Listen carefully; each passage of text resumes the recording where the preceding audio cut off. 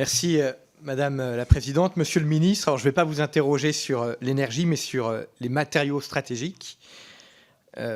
Depuis le mois d'avril, en réaction à la guerre commerciale qui a été déclenchée par l'administration Trump, la Chine a restreint considérablement l'exportation de matériaux stratégiques, en particulier les terres rares et les aimants permanents qui en dérivent.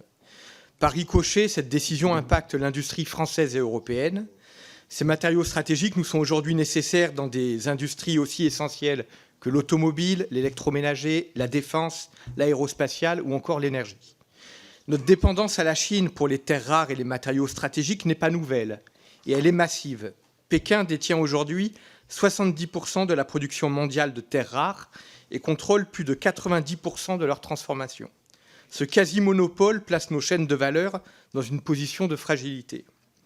Depuis juin, les équipementiers automobiles européens qui ont besoin de ces métaux rares pour produire des véhicules thermiques ou des véhicules électriques tiraient la sonnette d'alarme. En Europe, plusieurs lignes de production ont dû stopper leur production et des usines ont dû s'arrêter. Et ils nous disent que ce n'est qu'un début, les stocks s'amenuisent et le ralentissement de la production devrait s'étendre. Je le disais, notre dépendance n'est pas nouvelle et face à cela, l'Union européenne a déjà pris des initiatives. En mars 2024, l'Union européenne s'était saisie du sujet en adoptant une réglementation sur les matières premières critiques afin d'accroître notre production, de diversifier notre approvisionnement et de créer de nouvelles filières de recyclage. En mars dernier, la Commission européenne a lancé 47 projets d'extraction ou de transformation de matériaux stratégiques sur le sol européen. 9 de ces projets sont prévus en France.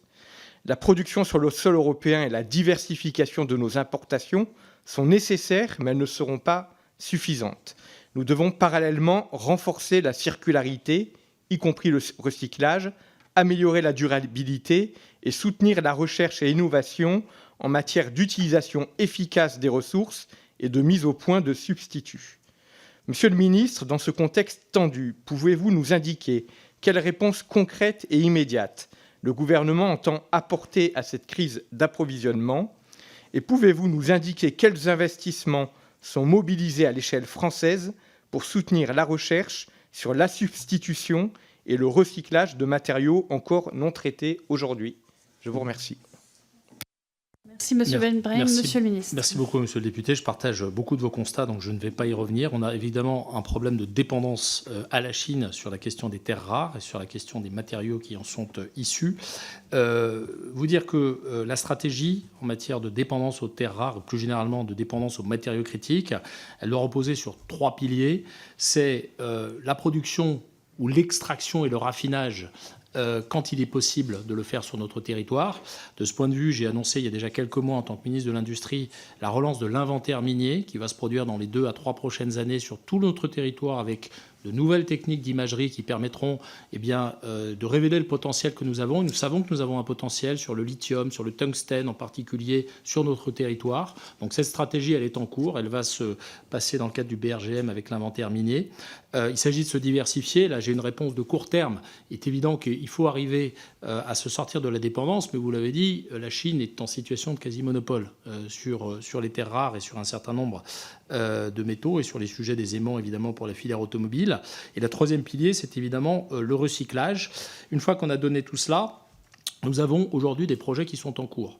Nous avons annoncé il y a quelques semaines, c'était le Premier ministre qui l'a fait, le projet sur les terres rares de Carester et Solvay, dans le sud-ouest, qui est une usine de raffinage pour séparer les terres rares lourdes, qui vise à couvrir 10 à 12% des besoins mondiaux d'ici 2030. Donc c'est un projet extrêmement considérable dans son volume et dans son ampleur.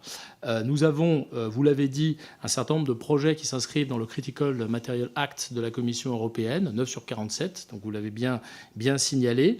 Et nous allons continuer à investir dans les capacités, pas simplement de raffinage, mais aussi dans les capacités d'exploration, avec le souci de nouer des partenariats avec des acteurs étrangers afin de se diversifier dans la logique de l'extraction.